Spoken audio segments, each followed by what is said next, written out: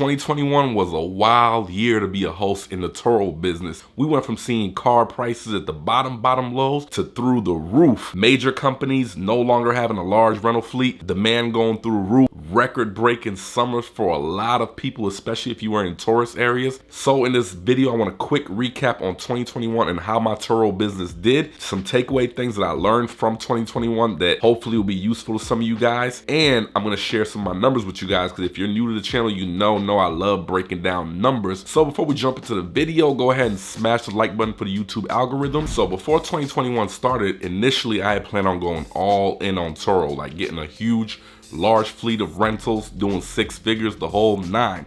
But coming into 2021, COVID was getting more scary. There were new variants popping out everywhere. So in the time where a lot of people were working from home, running a car rental business, you have to interact with a lot of people, not necessarily face to face, but they're gonna be in your car and you're gonna be cleaning the car out. It's just a lot of exposure. And with my son being not even 2 years old, it was a tough decision.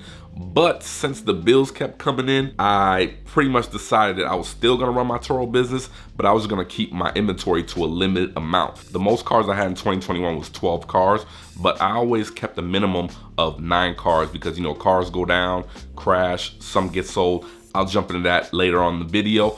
But 3 things that I took away from 2021 that I'd like to share with you guys. First thing that 2021 taught me was that no matter what's going on in the world, there's always going to be a demand for car rentals. And I've talked about this a couple of times in some of my other videos. No matter what, people need to get around. People need to go back and forth to work, pick their kids up, run errands, and not everybody has the luxury of owning a car. Or even if you do own a car, if it's something older or it's a piece of crap, you know, the cars are gonna go down and life must go on. So the next best thing is trying to find a rental car.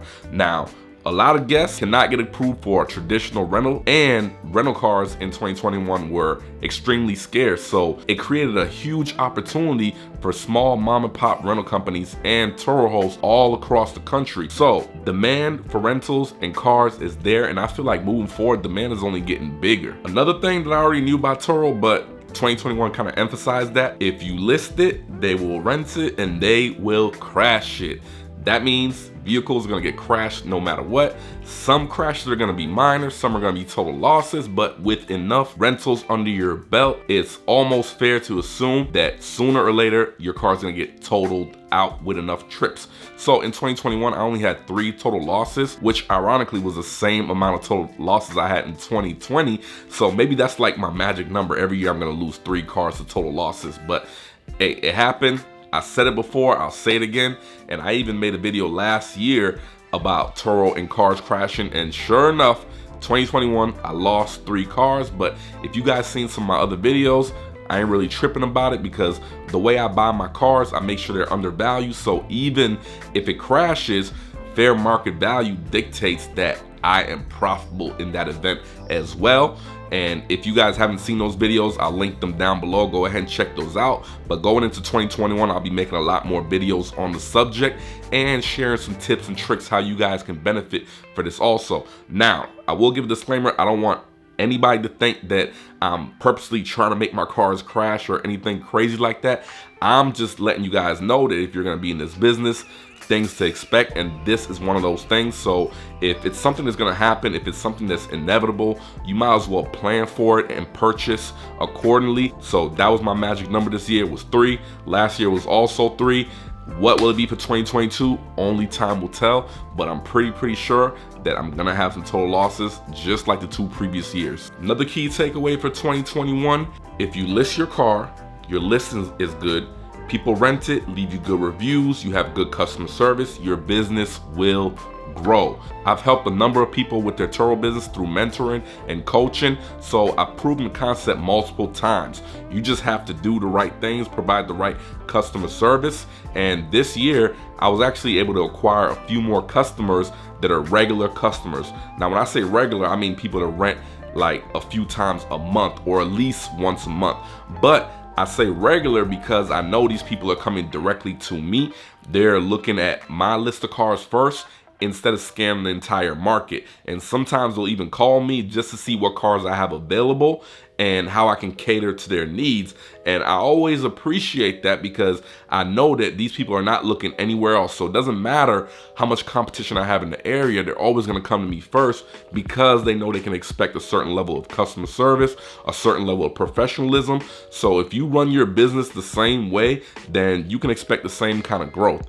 And it's crazy some of the stories these guests will tell me about how stuck up and uptight people are, especially with their own personal cars.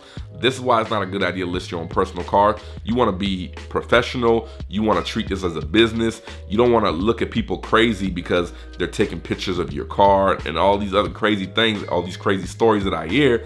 So implement customer service into your business and your business will thrive. And this is the same reason why I always go to Chick-fil-A as opposed to McDonald's or Burger King. Not only is the food better, but I know I can always expect good customer service. Or when you go to McDonald's or Burger King, every time you order something, they're like, is that it? Is that it? Is that it? But when I go to Chick-fil-A, I get treated as if my money is actually valuable. So that's why I keep going over and over and over. And that's why I download the Chick-fil-A app and now buying for points. But you get the idea.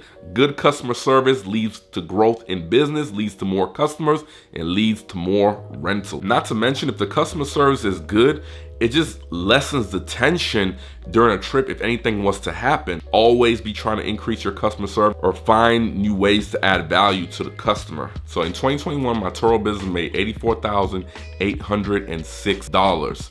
Now my biggest expense, as always, is insurance. Yes, you do have to pay insurance on each vehicle, even though you're going to be selecting one of Turo's insurance packages. I also made a video about insurance. Now the audio is a little bit shaky in that video, so I will be remaking it. So if you need that information right away, check that video out. If not, just wait for the video I'm gonna be pushing out. Now, repairs, maintenance cost me $7,800. Now, a big part of that, $1,500 worth of that, was from that CVT transmission that I put in that Maxima. So if it wasn't for that, my repairs would have actually been a lot lower. So total in 2021, I made $63,506. Now, this doesn't include any profit I made from insurance payouts, like what I discussed earlier. It doesn't include any damage claims that I made a little more of. Like sometimes if I get a minor damage, maybe my payout might be $800, but it actually cost me maybe $300-400 to fix it. So I actually end up pocketing the other $400. I didn't include those numbers in here. I didn't include any gas reimbursement, any cleaning fees, any smoking fees. All those things are part of this business, but just for simplicity, I just added my actual net on the actual rentals. Now, initially I thought I was gonna do way more this year, but like I said, we did have a slow start to the year. Even though the summer was great, it was fantastic. I did some great numbers with the limited amount of vehicles I had. But like I mentioned earlier, I intentionally kept my vehicles down to a certain amount in my inventory.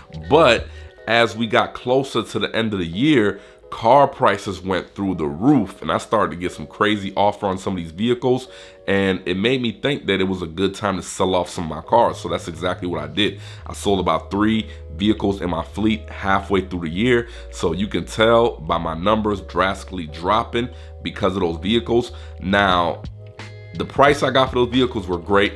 Those are vehicles that I had over a year. One of them I had for 2 years.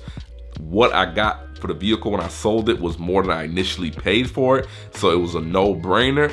But the only thing that kind of backfired was when I went to the auction to try to buy more cars, those car prices was through the roof as well. So if you guys seen some of my other videos, you know that I have a criteria for buying cars, that I don't like to overspend. I don't like to get certain cars. I have a certain kind of cars that I look for with certain mileage, and there's a certain return on investment that I look for when I go to these auctions. So I didn't add any cars on the entire year. I just managed the same vehicles I had, and you could tell that my numbers took a little hit halfway through the year. So even though I did better last year and I had 6-figure plans for this year, I feel like if I would have kept all my vehicles and not sold any, I would have definitely been able to gross at least $100,000. But like I said, I took the cash, I ran with it, I didn't add any more vehicles on. So that's what happens. My numbers took a hit. But you know, I consider this year part-time because when you have less than 10 cars, it really doesn't feel like too much. Maybe it's because I'm used to running a larger fleet of around 15 cars, especially if customers are keeping the car longer. It just doesn't feel like a full-time job. It definitely wouldn't take up 40 hours a week to run a 10-car fleet. Well, that's gonna do it for this video, guys. I just want to do a quick recap. Like I said, any questions, drop it down in the comment. Go ahead and smash the like button, sub, notification bell, the whole 9. Tune in for more videos in 2021. I got some straight fire bangers coming for you guys. So please support me, and I would love for you guys to be a part of this journey. Other than that, I will catch you guys in the next video. Everybody be safe out here.